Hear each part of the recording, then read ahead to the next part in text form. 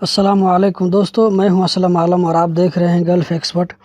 دوستو، آپ ہی لوگوں میں سے آج مجھے ایک آدمی کا فون آیا، میں ان کا نام نہیں لینا چاہتا۔ انہوں نے بتایا کہ ان کے روم کا ایک ساتھی نے ایک آدمی کا ویزا نکالا شخصی کفالت میں۔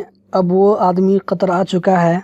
آنے کے بعد کفیل سے کچھ لفڑا ہو گیا۔ اب اس کے ساتھی نے اس نئے آدمی کو اپنے پاس بلا لیا۔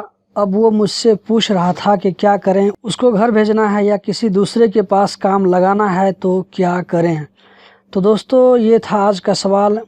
اس کا جواب دینے سے پہلے آپ لوگوں سے ریکویسٹ ہے کہ اگر یہ جانکاری اچھی لگے اور دوسروں کے لیے فائدہ مند ہو تو اس ویڈیو کو لائک کر کے ایک بار اس کو ضرور شیئر کر دیں۔ اگر نئے آئے ہیں تو چینل کو سبسکرائب کر لیں اور بیل بٹن کو بھی ضرور آن کر لیں تاکہ آئندہ بھی آپ کو اس طرح کی ویڈیو ملتی رہے۔ تو دوستو، اس سچویشن میں کہ آپ نے کسی کو بلایا لیکن یہاں آنے کے بعد آپ کو پتہ چلا کہ کمپنی یا کفیل صحیح نہیں ہے، کام میں پریشانی ہوگی یا برابر سیلری نہیں ملے گی، تو ایسی صورت میں اگر آپ اس کو گھر بھیجنا چاہتے ہیں تو کمپنی یا کفیل کی طرف سے لازمی طور پر ایگزٹ پرمٹ چاہیے اقامہ لگنے سے پہلے۔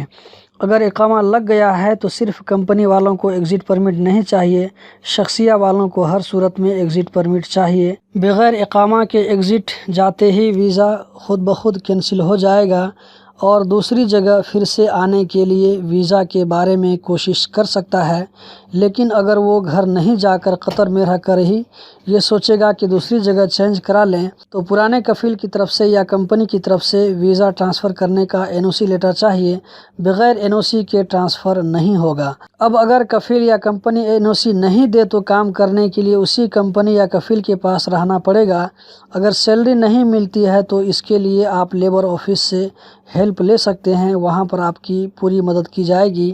آپ کو حق نہیں بنتا ہے کہ آپ کمپنی یا کفیل کی اجازت کے بغیر اس نئے آنے والے آدمی کو اپنے پاس رکھیں۔ اس صورت میں اس کا کفیل یا کمپنی والے بلاغ حروب لگا سکتے ہیں، اسی لیے جو کچھ کریں قانون کے دائرے میں رہ کر کریں۔ تو دوستو، یہی تھی آج کی ویڈیو۔ امید کرتا ہوں کہ ضرور پسند آئی ہوگی۔ تو ملتے ہیں ایک اور ویڈیو میں، تب تک کے لیے اپنا خیال رکھیں۔